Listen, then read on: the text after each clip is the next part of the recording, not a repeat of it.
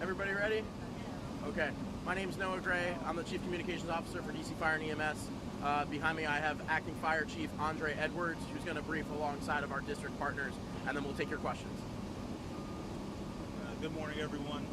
This morning at approximately 8:35, DC Fire and EMS was dispatched for an apartment fire here in the 1200 block of M Street Northwest. When units arrived, they were able to locate a fire in the 8th floor. They were able to attack the fire. With that, they have one citizen who succumbed to their injuries, and we have 3 others that were transported to the local hospitals for evaluation. We also had a firefighter who called for a mayday. The firefighter currently is doing fine and was also transported to hospital for evaluation. As of now, the fire is still currently under investigation for the cause, and we are working with our district partners to go ahead and make sure we can assist all of the citizens here on the scene. I'm going to pass it over to Director Hines of the Department of Aging. Thank you, Assistant Chief. So good morning, Sharon P.W. Hines, Director for the District's Department of Aging and Community Living.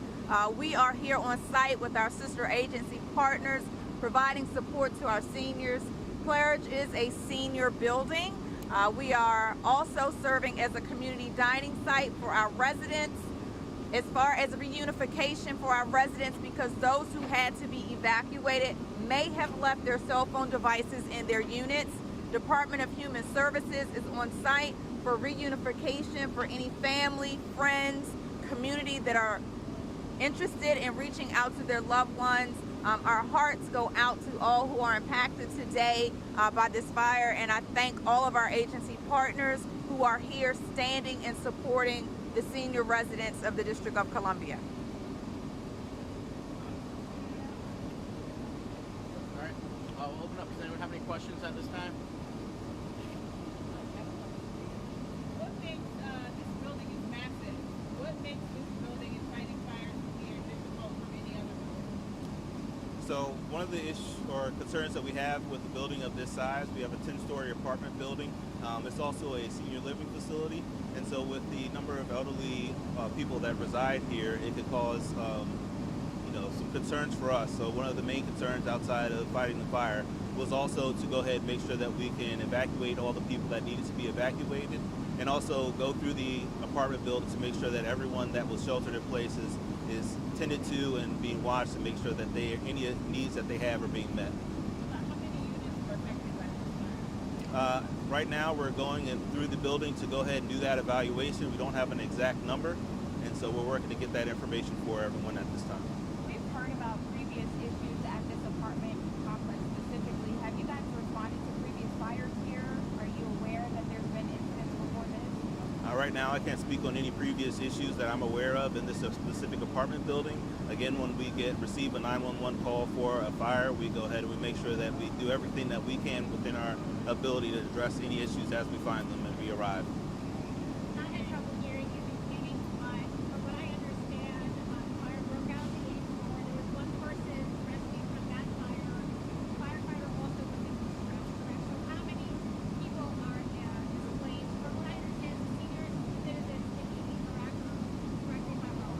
So yes, this is a senior living building. We did have one person that succumbed to their injuries on the 8th floor from the fire, 3 that were transported. And we did have one member who called for a mayday who was also transported for evaluation. As far as the number of residents, we know so far that there's approximately 233 occupied units within the building. And we're again going through each residence right now to make sure that everybody is accounted for and to check on their well-being. Are there smoke detectors working in the building? Like I said, everything is still in process right now, so we don't have that information to say that every smoke detector and we don't have that information right now. Like I said, we're still going through the building to go ahead to check everything and investigate the cause of the fire.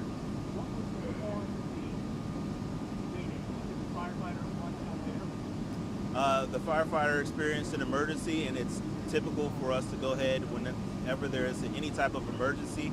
that we go ahead and we call a mayday to go ahead and gather the resources.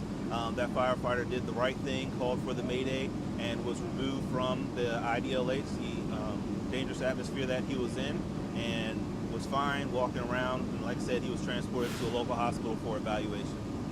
Are there some residents have to be confined to housing?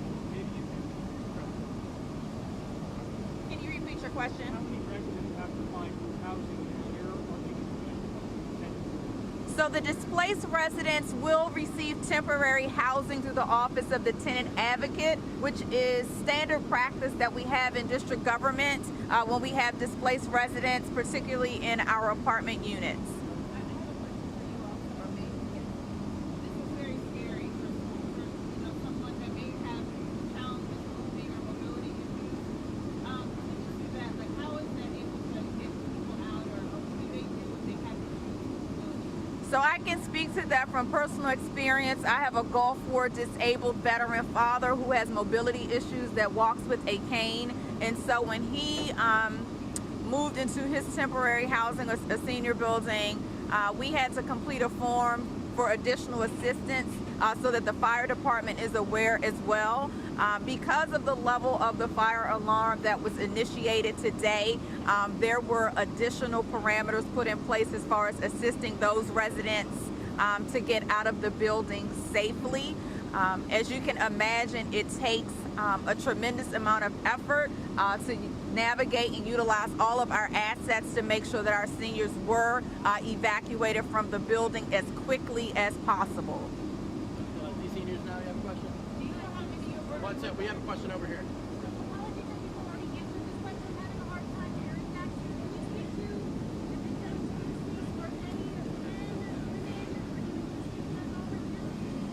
No, I'm not able to speak to the specific gender of all the people affected. Like I said, we had one person who succumbed to their injuries on the fire floor, and 3 other people who were transported to local hospitals for evaluation, as well as one firefighter who was transported to a local hospital for evaluation as well. this firefighter think that the DC fire a long time? I don't have the specifics on the time on the job. The firefighter is an experienced firefighter, and like I said, he did the right thing calling for the mayday because he felt that he was in a situation that was dangerous to them at the time. And the person who died was in that apartment where the fire started? Yes. Is everyone displaced, or is there a certain part of the unit that are like without power or water?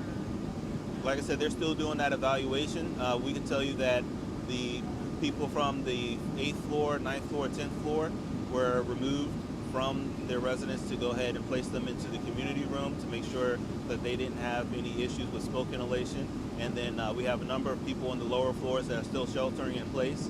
We're still doing our going through each apartment to check on everybody to make sure that everything is fine.